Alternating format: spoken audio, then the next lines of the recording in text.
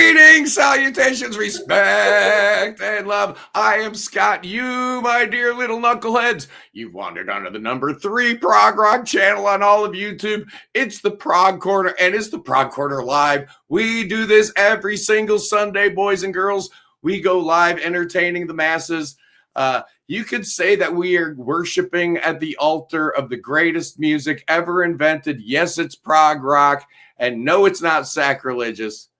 Absolutely not. Music is the language of God, and the greatest music ever written is prog rock. So actually, it's a very spiritual thing. I welcome today the one and only Massimo Pieretti. I am so happy to have you on the show.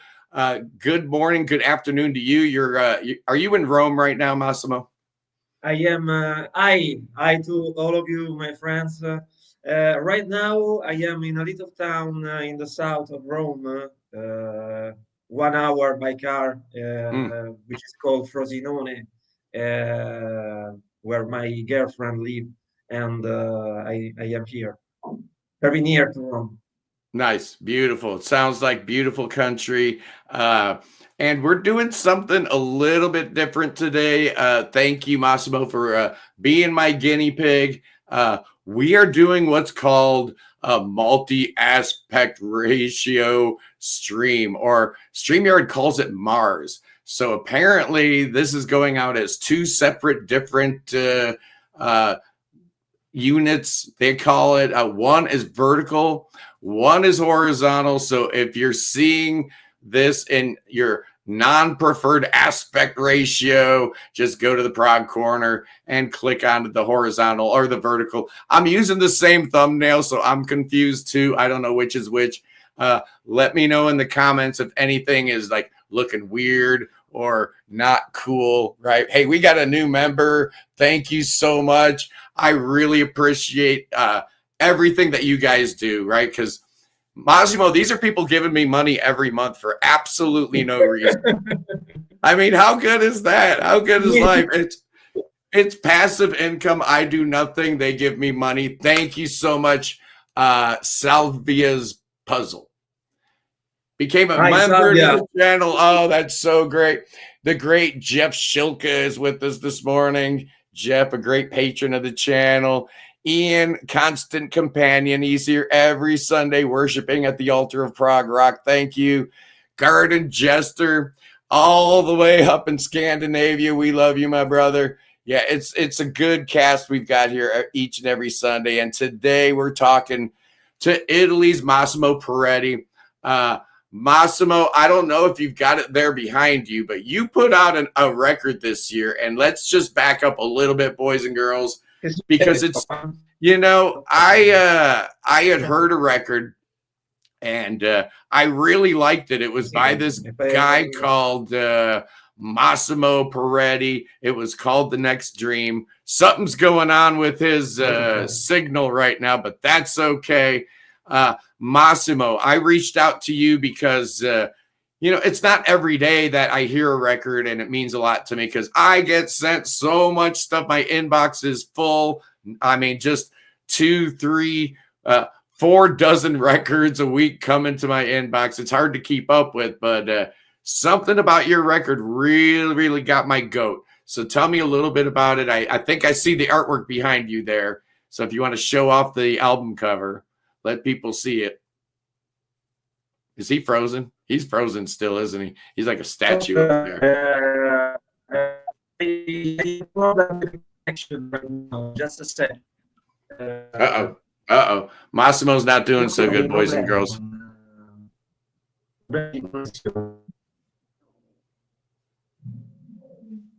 Yeah, Massimo, your signal's kind of not great right now. We were fine right before we went live. Wait a second. Now I'm fine. Now, okay. Here we go. Minutes, I didn't hear nothing. Yeah, you're back. No, it's okay. You're back.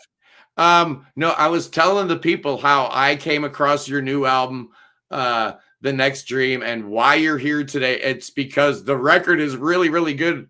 I see it behind you. Do you have can you show the people? Oh, here we go. It's This called The is Next Dream. Look at that. this is something that people from United States could recognize, because this is the Cannon Beach in Oregon, in the Oh, West Coast. The original idea for the cover of this album was this one, which is now in the retro, and it is a picture from the Italian artist Angela Donatelli. But as you know, I came in US last summer, to play some live shows with my friend Michael True, your friend too.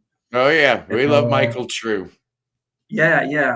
We did a gig in Portland, and the day after the show, we go back on the coast, and our friend Kane Stranskov, the drum player, um, take this picture, and Yeah, it's yeah. the original picture has here a very strange image of the sky, and Mm-hmm.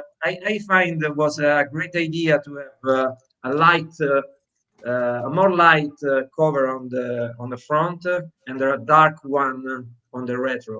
This I was my first agree. idea.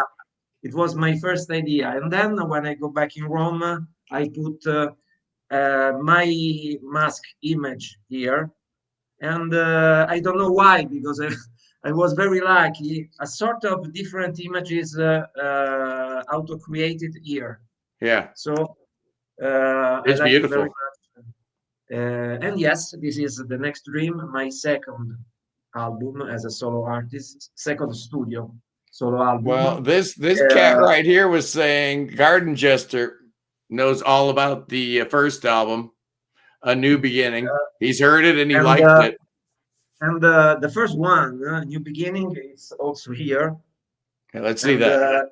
this is a very special copy, because this is, as it is written here, the first test pressing copy. As you know, No. when you produce vinyl, for a first instance, they send you five test pressing copies, and this is one of them. And I am very proud of both, because they are both released as an independent artist. This is produced by myself, and The Next Dream is also produced by myself, but with a deal uh, with a little new company in Rome called Chromosoma M. It is a new label. We are a sort of friend. We did a deal, and so we start this collaboration. We Okay. also release a live album entitled "Things to Live," which is only on Bandcamp, on the Bandcamp platform. And because it is a concert I recorded in 2024 professionally, I have also all the videos of the concert, and I am producing the single videos month by month. So these are production that are going through the next year to finish. Now we've got some questions coming in. We're going to get to your questions in the peanut gallery in a second, but I wanted to talk to people. I like to hook people on why they should care. And the first record, right, had Ray Weston guesting on it. Yes. If you're watching the Prog Corner, you know exactly who Ray is and why you should care about that. We love Ray, we love his band, but man, the second album, you really outdid yourself with guests. I mean, it's Yeah. just like holy shnikes, all these people. You're just going down the list. We talked about Michael True, right?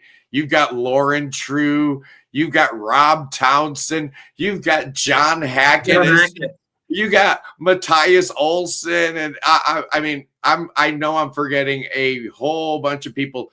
tell me about some of the guests on the new album, because to me that's a Uh, huge selling point. in the first album, I find I try to reach my friends here in Rome and in Italy, and at a certain point, I connect with Ray and Brett from Ecolin because we were friends. We met in Rome at their concert some years ago, and we remain in touch. So when I finish the demos, I have a contact with him. I talk to Ray. I send the demos. He liked the demos very much, and so we start this collaboration. On the first album, also there are other important participation of Germana New Age, Kate Nord, which are also in the next dream. I was just gonna say, yeah, they're on the new album too. Yeah. There are nearly 70, Yeah, 70 artists in both it's albums. I seen the list. I'm reading it. I'm like, oh Yeah, my, yeah, it's crazy. yeah. Because this project of mine, as I tell you before, started with a very basic point. With a collaboration with my co-author of the lyrics named Gianluca Del Torto. And after the first weeks of working, I start to connect with other musicians and most important, a lot of singers, because the music I do in my mind sounds well with different voices, with different kind of vocalism. Apparently, Uh, because what there's like, I don't know, like 20 different singers on the first album. You seem to have pared it down a little bit. There's not quite as many vocalists on the yeah, new album, like what, only 8 or something like that.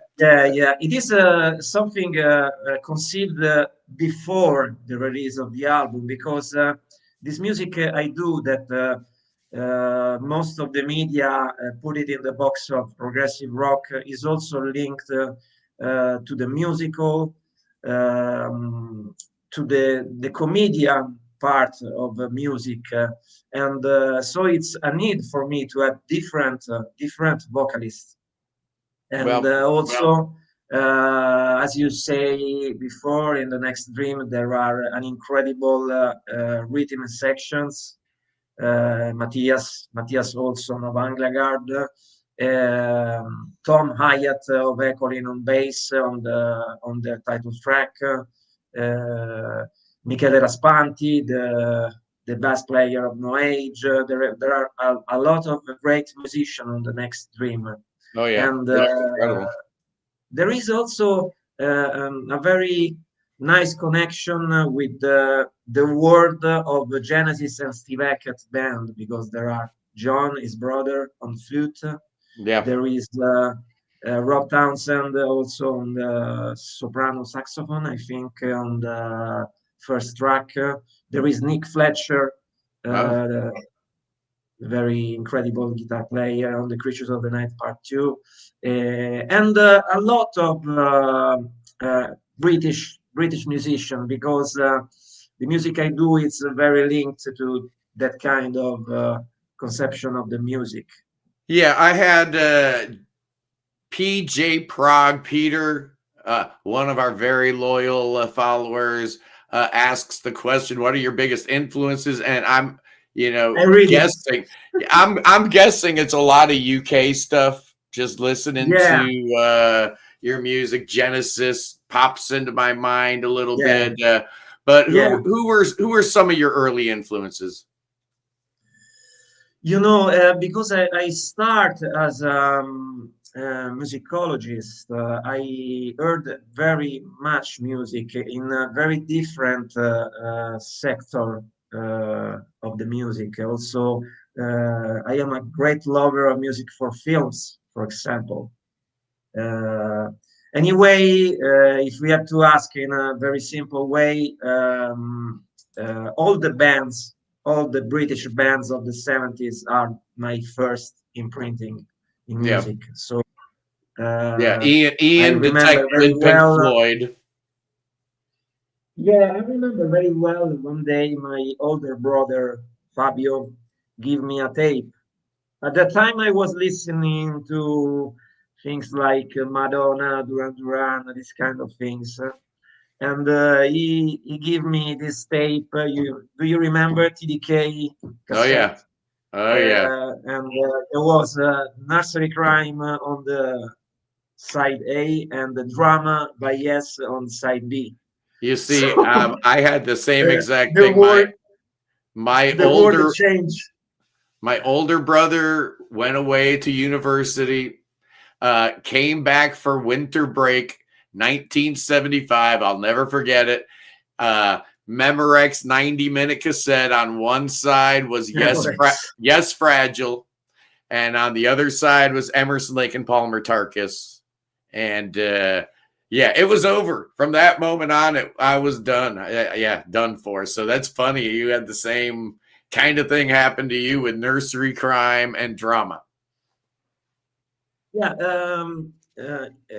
in the box of progressive music, I am very interested in the more mainstream connected artists. For example, I'm a great lover of Peter Gabriel after leaving Genesis, or also I love very much Bowie, which is connected with prog, but it's something different because also.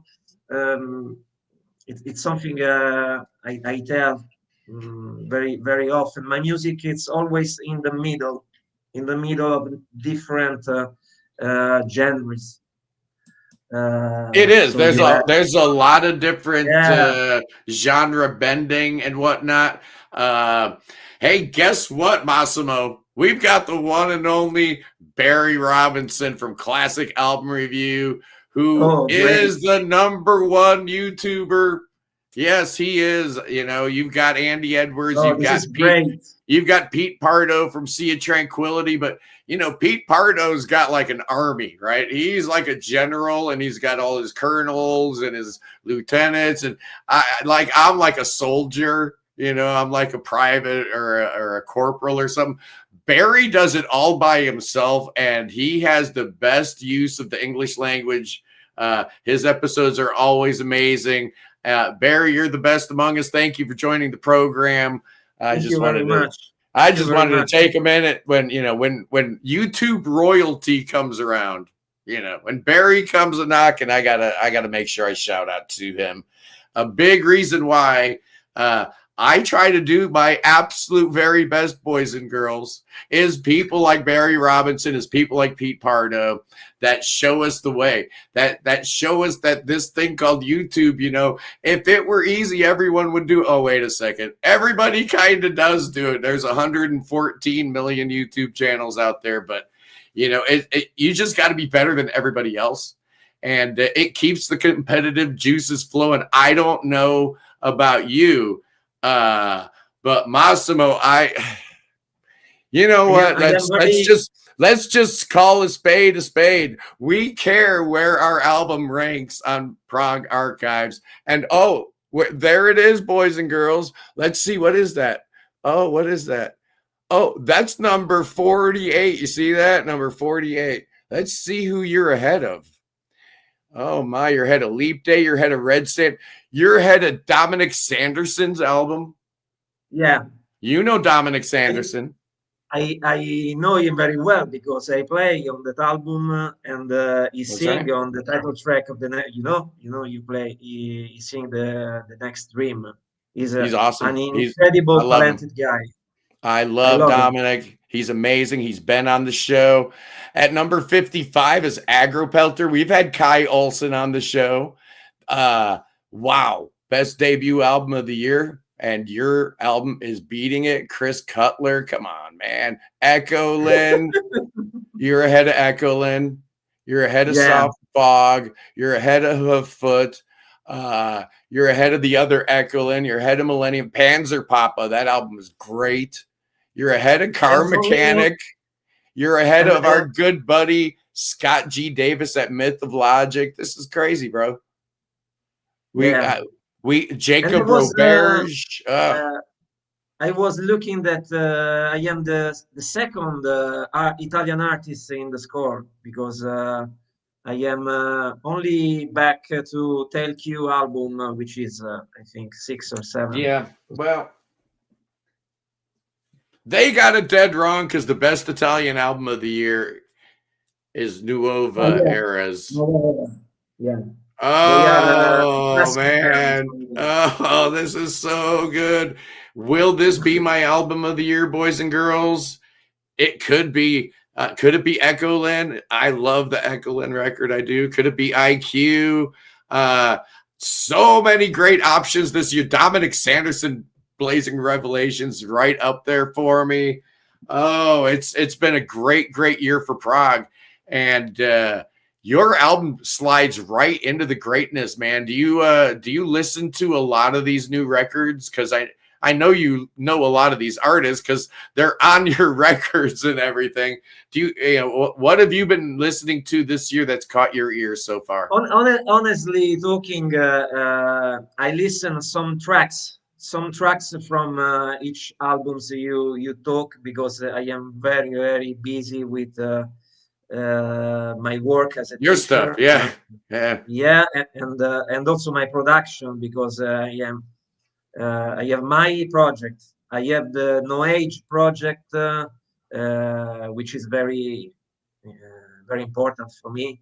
And I have also my family and my my life. So, but I listened a lot of great albums this year, especially I have to say the Tail Q album. They are a classic band. They released an album in the 90s, and now they are back with their second. They are friends, and they do a great album too. Usually I listen the classic one yeah. uh, when I can. Also not only in progressive field, but also in other kind of music because I love post rock. I love pop music too. Some classical. So I listen a lot of music. Well, it does show in your music that you're listening to a lot of different things. Um, we don't have an Italian on the program every single day, so it's you hear these mythical stories of Vandergraaf Generator in the early 70s, and their label Charisma sent them down to Italy, and something funny happened along the way. The Italians fell in love with that goofball band, and their records were like way up there on the Italian charts, and they were pulling big audiences at the time. Is any of that stuff real? I mean, because it almost sounds like it doesn't even make sense because a lot of the great Italian bands, It I is don't hear a lot of Vandergraaf Generator in Le Orme or Banco del Motore Soccorsa or PFM. I don't hear a lot of Vandergraaf Generator there, but apparently they were really big in Italy. What do you got to say yeah, about that? yeah. It is real that most of these bands, I am sure Genesis, Van der Graaf, and Gentle Giant, was famous in Italy before than in other parts of the world. Yeah. This is what my older friends tell to me. Jethro Tull too. Jethro Tull too. And that you see that I get because if you listen to some Italian bands like Biglietto dell'Inferno sounds like Jethro Tull, early Jethro Tull. There's you do hear some Most of Tull them. and Most of Delirium. A lot of them, yeah. Be yeah. honest, you hear Tull in a lot of them, yeah. Most of Italian band was very influenced by Jethro and Yeah. King Crimson too. Yeah, Yeah. yeah. I hear the My my favorite Italian classical bands are PFM. Mm. Leorme, and also I love Neutrals. Neutrals Oh is an yeah, New incredible Troll's band. amazing. You know, Per un you amico. mentioned PFM, and it always to me comes back to this one right here. But their early stuff was so good. They didn't Yeah. need a dude that spoke English. You know, No. I know Uh, Lanzetti's a great vocalist, but the vocals were always fine for me. Early PFM sounded great. they find a great singer in Bernardo Lanzetti. Lanzetti's great, but did they need Uh, Lanzetti? Did they need him? I don't think they needed it. No shade against I Bernardo think Lanzetti. I He's think still amazing. I think he did good things with PFM, but he entered the band in a very particular moment when Yeah, the music was changing and their good music point. was changing too. So I think it was good for the band to have Lanzetti among them. You know, people say to me all the time, oh Scott, you know, you ramble on and on about the Italian Prague all the time." And I do. I am a humongous fan of RPI. Not always have been, because honestly, the first stuff I heard out of Italy was the English language stuff that PFM put out, and I just, you know, I just didn't think it was necessary, man. I didn't care for it, even though it was Peter Sinfield lyrics, whatever. But the reality is Another that Another band that I love, and I remember just now, is Osanna from Napoli. They oh were yeah, so incredible. I love them.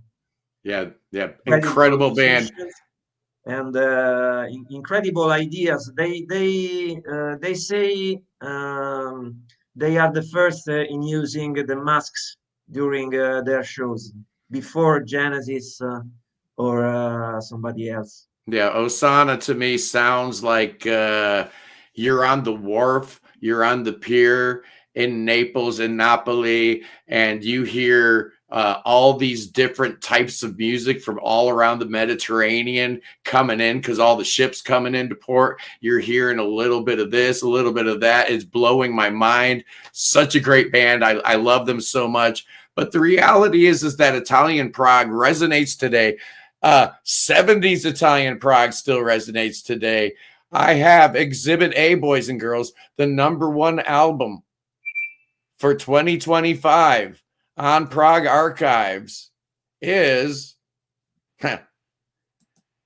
yeah, it's Lars Frederick Froisley redoing his first album and calling it Quattro Racconti, which is basically the same exact album, but instead of him singing in Norwegian, he's got Stefano Lupo Galifi from Museo Rosenbach Oh, doing wow. all the vocals. It's absolutely Great. incredible. It's amazing. So, yeah, congratulations to Lars for having the #1 and the #3 album for 2025, because his second album is in the #3 position. Lars, we love you. He's been on the show a couple times. Let's see, who else do we have? We've got Anthony Collusion and Omni at #4. I dig it. David Bainbridge. I need to listen to that. I am so bad I haven't heard it yet. IQ at #7. Doll, they're Italian. That's an Italian band right there. I Where are honestly they don't know. from? Yeah, they're from Bergamo. Oh, so I am not second but third. I just burst your bubble, man. I'm so You sad. destroy you destroy my dream. Oh, I did. And then let's see. Oh, at #11, our good friend Ben Craven and Ambient Den. Good friend of the show. Spock's Beard. We've had Oh, I Rio know Spock's Okamoto Beard. on the show before. We've had Ted Leonard on the show before. Whippy Bonstack, great record. Let's see, who else do we have here ahead of you? Giorgio out of Norway. Lunatic Soul. Yeah, you're in good company here. Yeah, Jonas Lindberg at number 27. He's been on the show. So, yeah, I it's been think a good year for prog rock, man. yeah. I think I got to be honest and tell to people who are looking to us that the music I do, okay, has some connection with progressive rock, but for me it's very important that the music I do, it's always something a little bit different from progressive because progressive rock has long tracks with a lots of solos. Well, we Uh, hope so. you know, my music is more song oriented, and Yeah. what I do sometimes it's to use experimental, to use cinematographic sounds, to use samples. So it a very particular music, and when I send my material to the Prog archives, uh, I remember the boss write to me, and they had a lot of problems to put my music in a certain progressive style because it's very different. Um, And it but is a little more approachable, like Kevin from yeah, Prog Radio yeah, is commenting here. Prog Radio's been kind enough to be on board the Massimo Pieretti bandwagon for a while, been supporting your music, playing your songs for a while. I think he started playing yeah, stuff from your first album. So, Kevin, yeah, thank you for yeah, all your yeah, support. yeah, yeah. It's a long time you support me. And do you know Stefano Panunzi? Yeah, Oh yes, I know yeah. him. Yeah, Oh, you know him. Yeah, I love his music. he's a great singer. Yeah, Yeah, incredible. But there's, Italy is just one of those places, right? I mean, and let's be honest, it sometimes comes down to certain languages just sound better when you're singing. And there's a reason why Italian opera lives on to this day. And, 500 years from now, people will be studying, practicing, obsessing over Italian opera, right? And it's because the Italian language just sounds better than your language when you're singing it. It just does. I mean, facts are facts. Certain languages, I mean, there's some great bands out of Russia, bro. There really are, man. There's some great bands out of Russia, but as soon as they start speaking Russian, yeah. it's a little it's a little rough, man. It just is. I understand what you mean. When I started writing my music, this was a focal point to choose between me and Gianluca, and we think English was better for different kind of reasons. We talk about it. We talk Yeah. about it. Italian is a fantastic language. Also because you say the connection with the operas, but it's very difficult to put Italian languages inside a song. Hmm. Okay, because the phrases are longer, very much longer than in Hmm. English. This is a reason.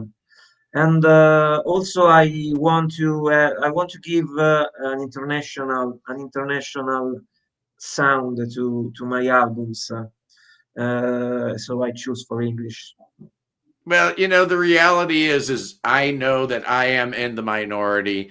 I talk to people all day, every day on my channel. They're like, Scott, I really tried to love Zarathustra, bro. I really tried, but I just don't like anything unless it's sung in English. And I kinda used to be that guy. But I give myself a little bit of credit because I grew out of that. And yes, that was a 13-year-old boy, listening to foreign language stuff and not liking it. We grow up, right? We grow up and we learn. And I grew to love Italian language Prague. It took me a little bit longer with French. It took me a little bit longer with German. But, you start learning the beauty of every language. And if an artist is singing in a particular language, I want to hear it.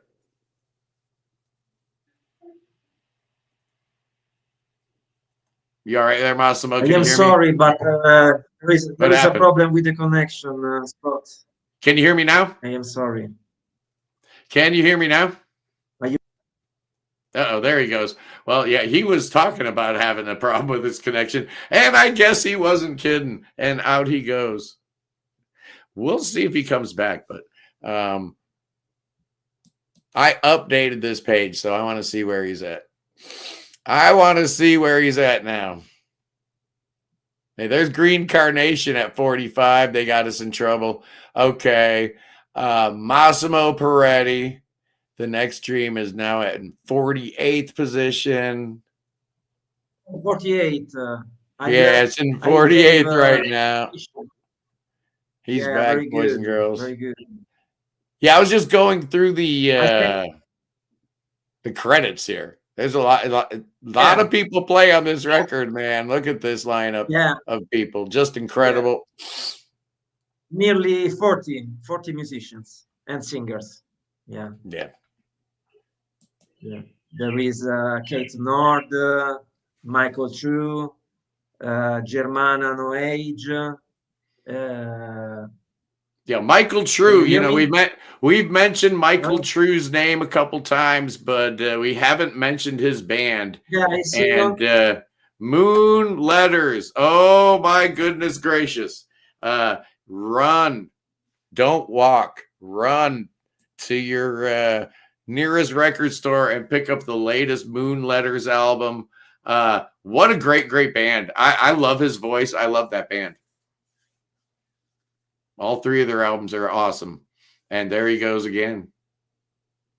You see, if I didn't have such a big mouth, he would have gotten in at least one word in edgewise before he went away. But, then again, you guys would be in real trouble when things like this happen. And he loses his connection. And then you've got your host looking like an idiot, deer in headlights. That's okay. We're fine. He's going to be back, right? But in case not, that was... that was Massimo Pieretti, boys and girls. We'll see if his return is imminent or not. Otherwise, I want to just give a brief shout out. He's in the green room. Here we go. Before, hey, Massimo. I was gonna point out. Sorry. Hey, you sound good. You sound a little booming there. Let me see your microphone setting here. Okay, say something. Can you hear me now? Can you hear me? Yeah, we got you. Yeah, I just wanted to check your levels there. You sound beautiful, man. You look even better than before, so the connection must have gotten better. But I got something in the mail. I love doing this. One of the perks of being a big old YouTube star, Massimo, is mail call. It's like every day. Very bad.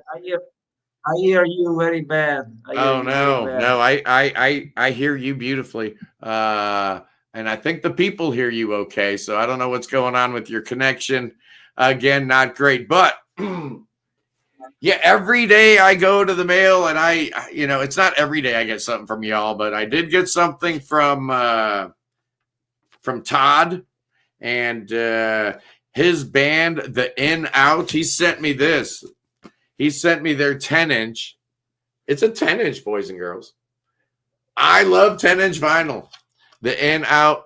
I'll be spinning this. I have no idea what it is. He said it's not prog rock. I hope you have an open mind. So I'm really hoping it's not like that movie, The Lords of Salem, right? Where a DJ at a record store or a radio station rather gets a record, he puts it down, he spins it. Next thing you know, you're summoning a demon, right? A demon straight from hell comes up, possesses you and your whole town, all because this record was, made by witches in Salem or some such crazy thing. So thank you, Todd, for that. And also this I actually paid for. I don't know if you've heard of this band. Massimo, you're probably not hearing me, are you?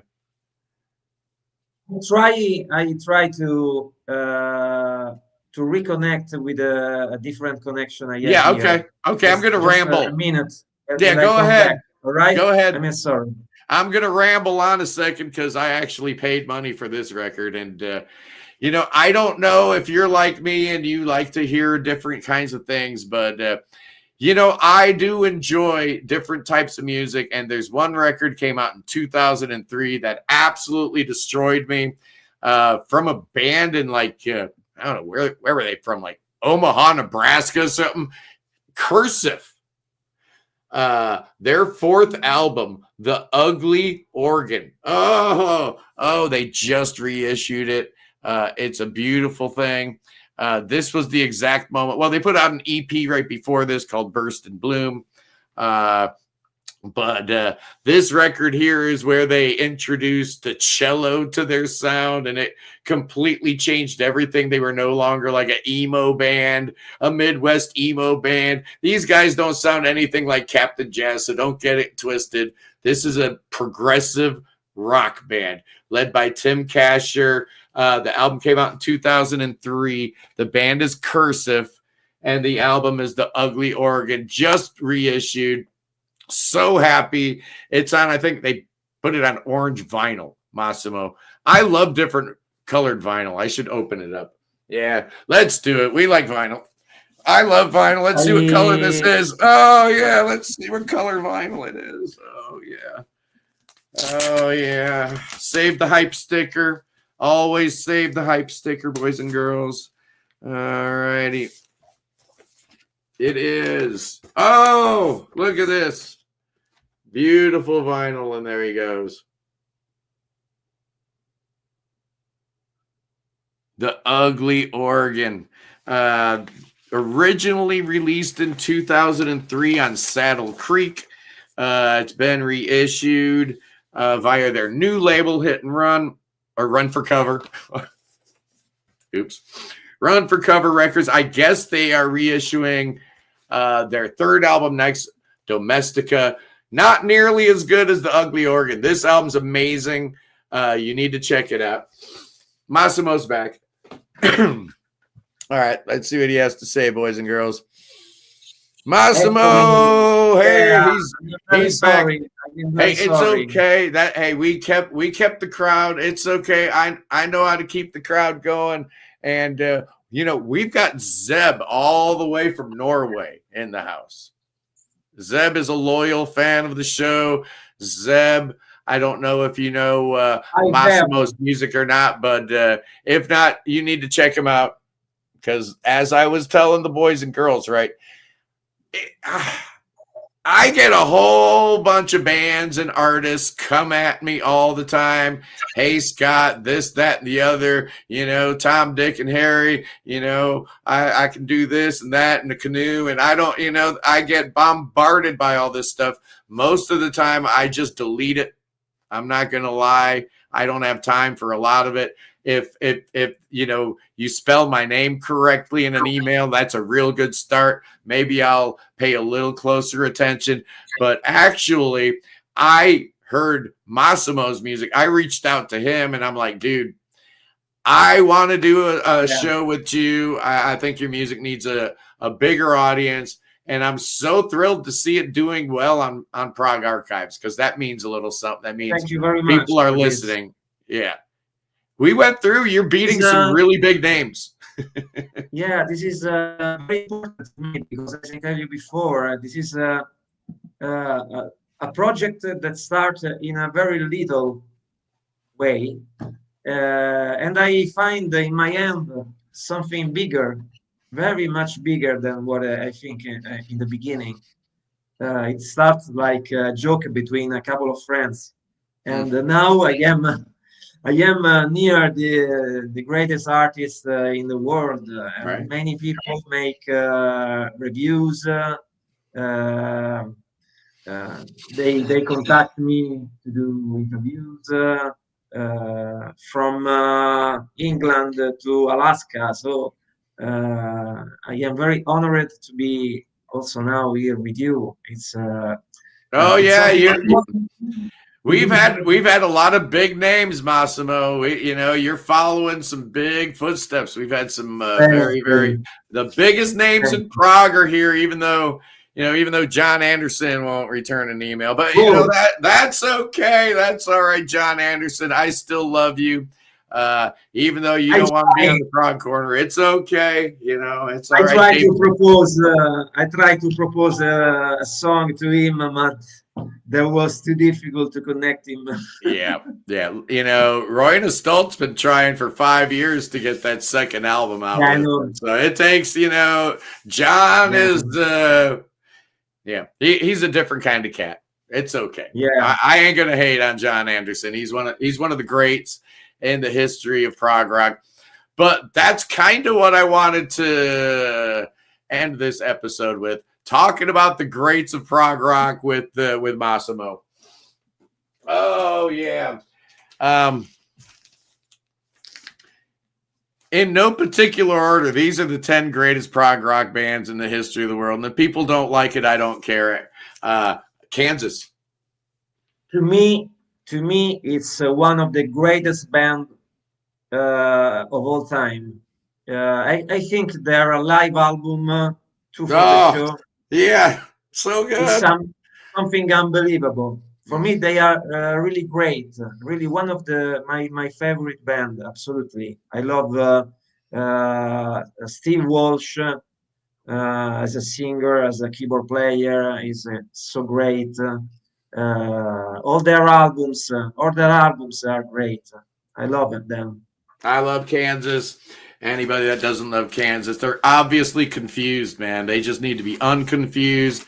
Another thing, I always like to get on my high horse about it. It's a good thing about having your own YouTube channel. You can make the rules, and your opinion is absolutely king, even though we respect all opinions, even the incorrect ones, like the people that keep coming at me trying to tell me that Styx isn't Prague. I love them Oh, too, oh, especially that album. It's oh. fantastic. It's so good. Yes, of course, Styx is Prague. And they're And he, singing. That they are incredible singers. yeah. Incredible. Well, I love them. Dennis DeYoung said it himself. He said it best. He knows best, right? It's his band. He called Styx Prague Light. Okay, Prague Light it No, is. I'm it's fine okay with for me. that. Yeah, it totally works for Me me. too. Um, We're going to continue with the 10 greatest bands in the history of mankind. There's a band north of the border, north of us here.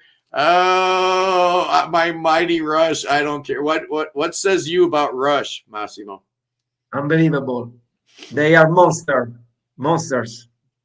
Geddy Lee, Alex Lifeson, and the late Neil Peart. Yeah. Incredible musicians and incredible songwriters, incredible performers.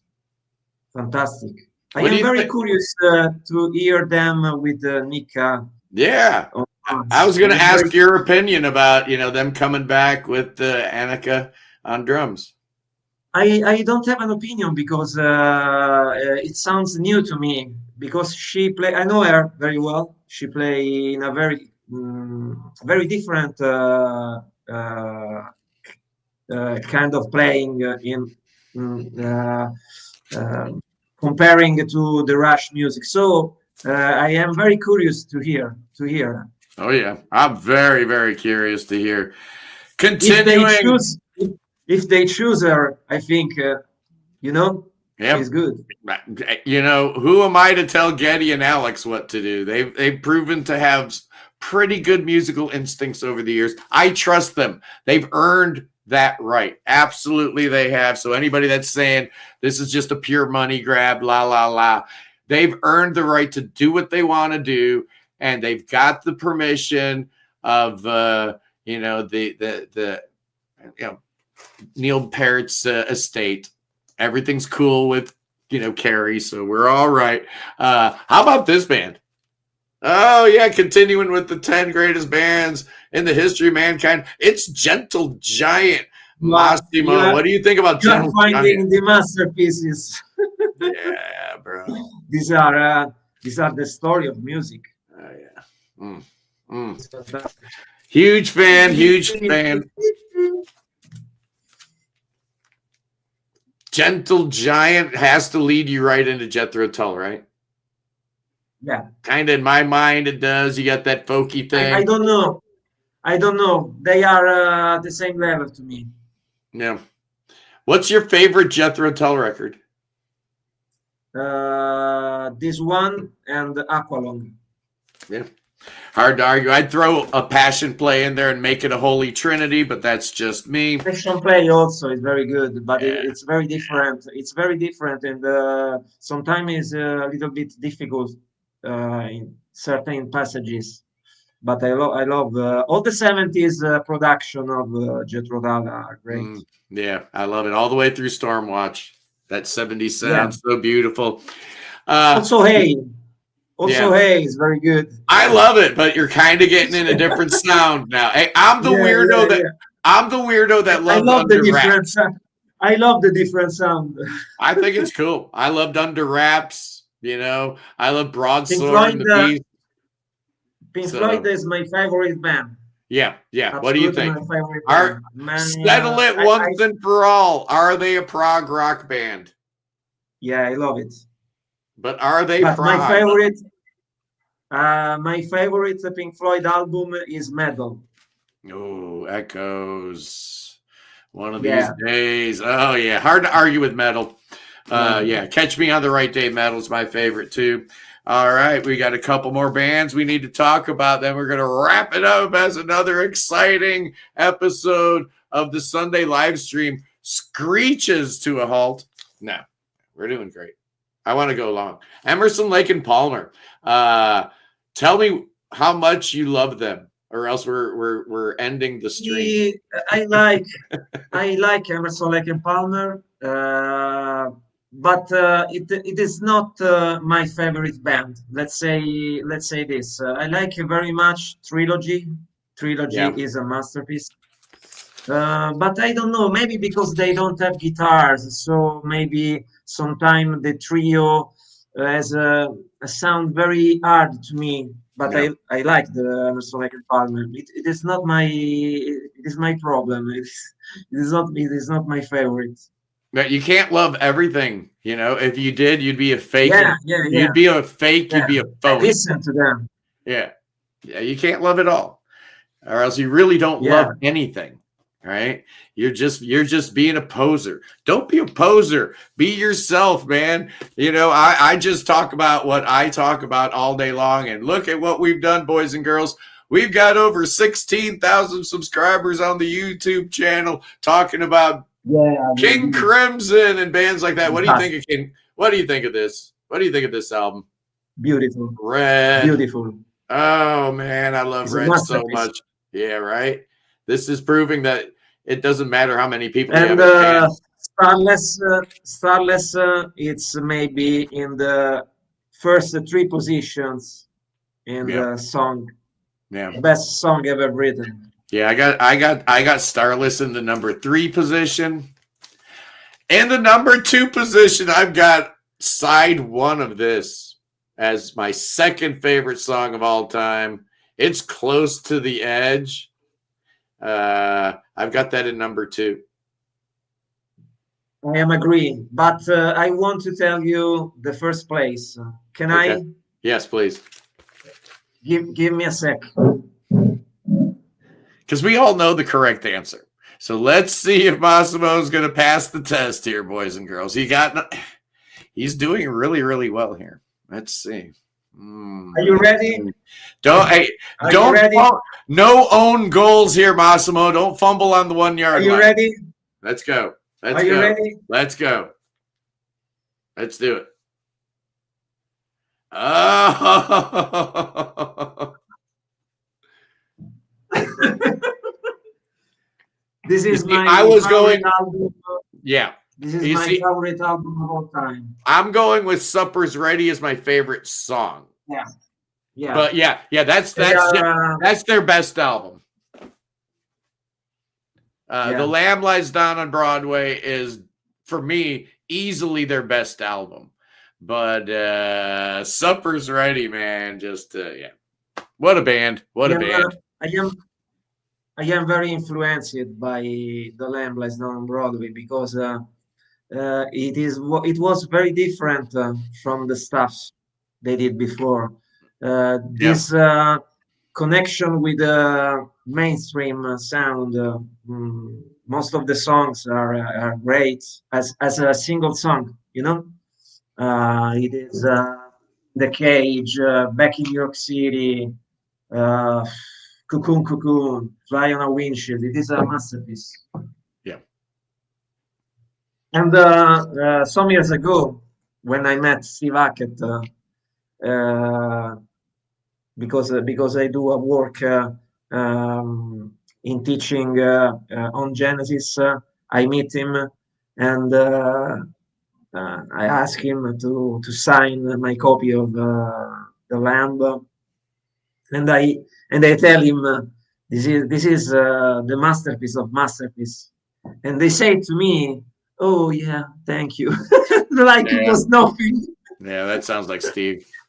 That sounds like Steve. We've had Steve on the show before. He's a good guy. I don't think he was happy that I didn't give his new album a 10. But that's all right. The new album is really, really good. I think he didn't like a 9 out of 10. I think he wanted everything to be a 10 out of 10. But he's got a huge discography, so that's not possible.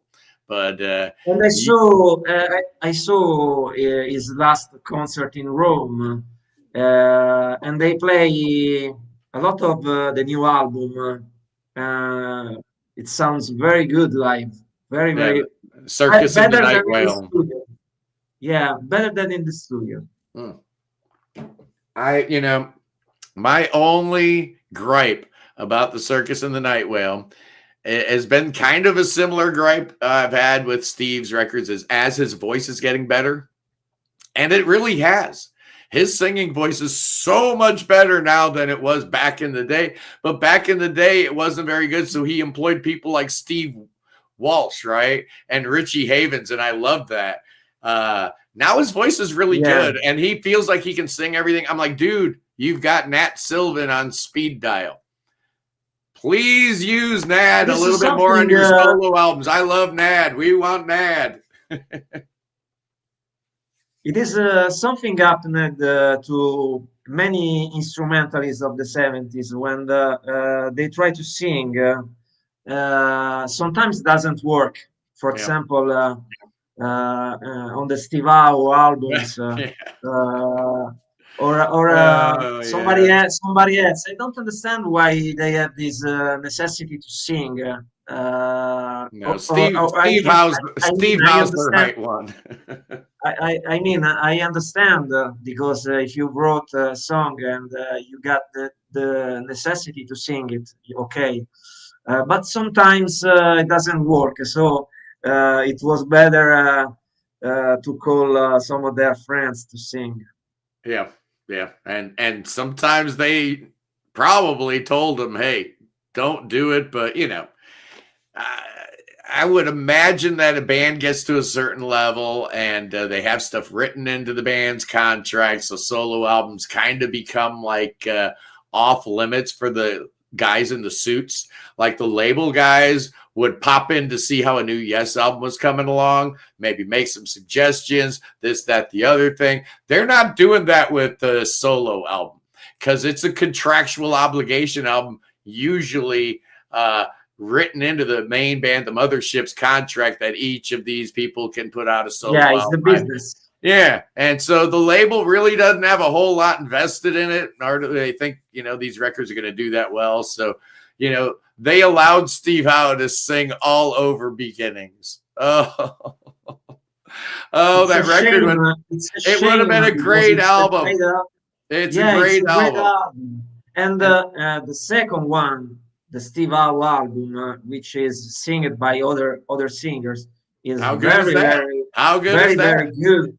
Yeah. Very good album. But again, it's Steve's voice, and now that he is the leader of Yes, you are hearing his croaky bullfrog of a voice more and more often and more prominently in this modern iteration of Yes. And some people have a problem with that, but you know what? It's the only connection to classic Yes that we have. So I understand why Steve is doing that.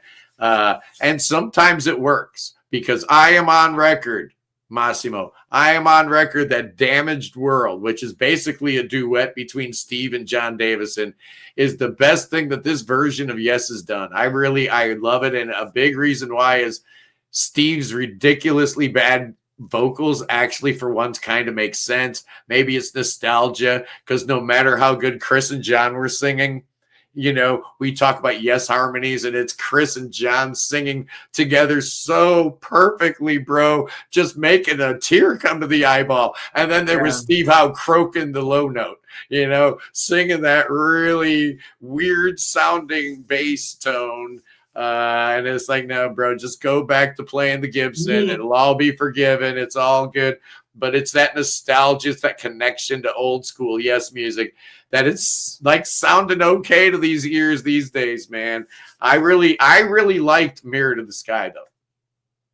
I thought that was a great record.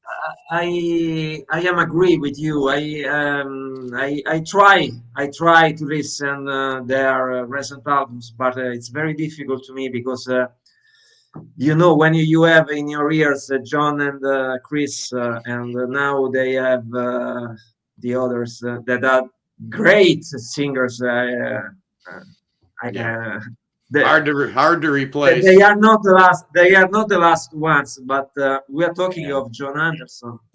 So and that's and to a purist, people say no John, no Yes, and no Chris, no Yes, right? I mean, if you want to get right down to it, but we can all still get around the campfire and enjoy a record from a band called Yes.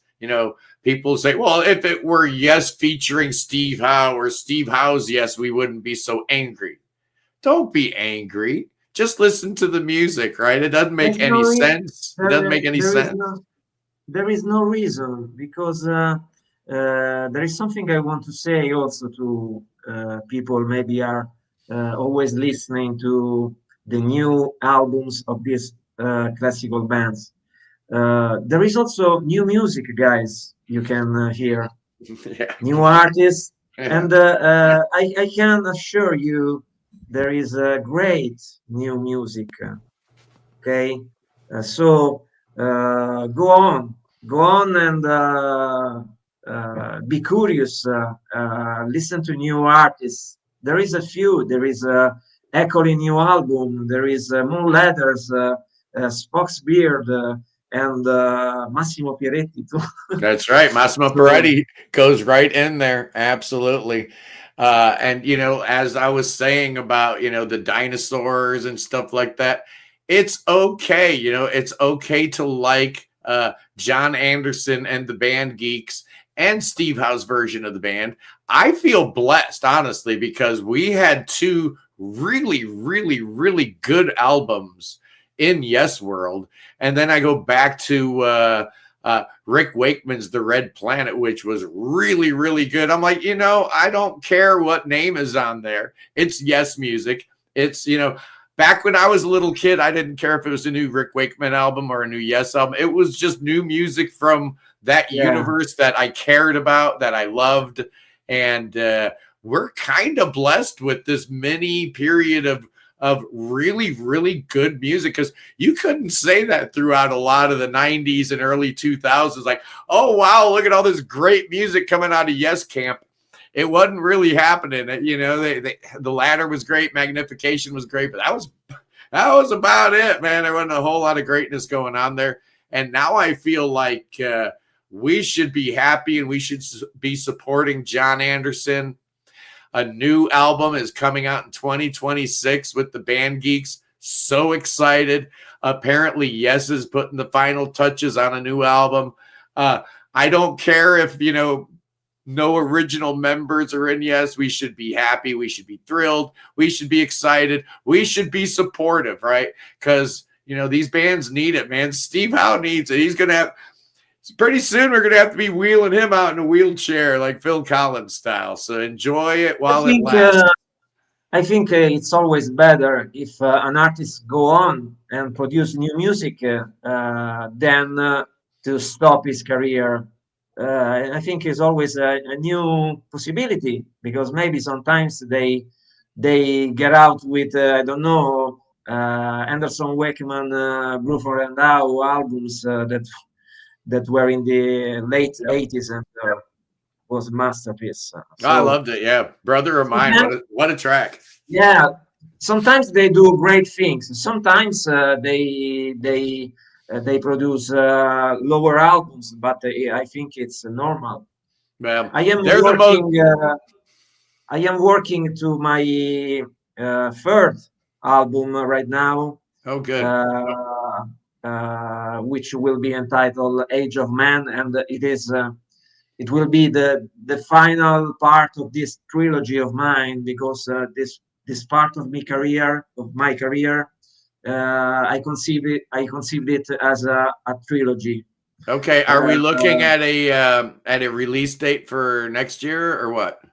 I think so. Yeah, I don't have a date now, but I think so. I finished to write all the music, and now I have arranging. It will be quite different from the first two, because this time I have also a collaborator in the arrangements, which is quite important Italian prog master, poly-instrumentalist, but I don't want to tell his name. Okay, you got to come back and tell us when you're ready to make the announcement. Yeah. That's exciting. What I can say, it's very different from the first two. It's a little bit song oriented, a little bit direct, and it will play to a few musicians, because I want to change this time, and I want to give to the album a more band sound. So nice. There will be not more than 10 artists on the album. Oh wow! Really a streamlined affair by Massimo Pieretti standards. The guy that will be easier for you. It's going to be easier for me and every other reviewer, right? Who, you know, because we want to give everyone credit, and it's just too many names. And a very important name is in the author of the cover. And this I can say because it's official that I will have Mark Wilkinson. What? Oh, you heard it here first, boys and girls. As the creator of the cover, he did a fantastic cover for me. Wow, we love him. If you don't know, boys and girls, you know who he is. This is the Prog Corner. My people know exactly who he is. Mark is. Everybody know Mark Wilkinson because in progressive music we have Roger Dean. You got Paul, and you got Hypnosis, Scott Thornton, and then we have Mark Wilkinson. So it is one of the first and most important cover artists in the world. I've actually got a Mark Wilkinson calendar. 2000. Are you curious? Yeah, I've got a calendar up by my desk. He's been counting out the months with me in 2025. We'll see what 2026 brings. Oh, but 2025 has been a good one, boys and girls. The fun never ends here at the Prog Corner. We got a top secret episode next Sunday, Massimo. I can't announce it yet. It's that top secret. It's going to be really, really, it's going to be an exciting one. I promise, boys and girls. But anyway, my many, many thanks to Massimo Pieretti for being on the show today.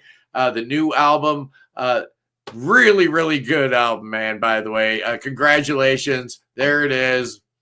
It's called The Next Dream. I highly recommend it. Check it out. Anyway, Ian, I can't tell you what it is. It's top secret, bro. Anyway, boys and girls, peace in the Middle East, free Tibet, free Ukraine, free your mind, free beer, free Willie. God save the king, Massimo. Oh, save that king. We're talking about the King of England, King Charles III. Oh, that boy went to the doctor and I heard he got that cancer. Oh, it's a bad thing. So bring him to America. Oh, yeah. Make him swim. Oh, he's going to swim all the way to America. We're going to do some thoughts. We got some prayers. We got spells. We got incantations. And Billy Bob's got snakes. Oh, no. Oh, the snakes are coming out. Oh, we got a real big, lively snake to the left and an old toothless one. Oh, Jesus.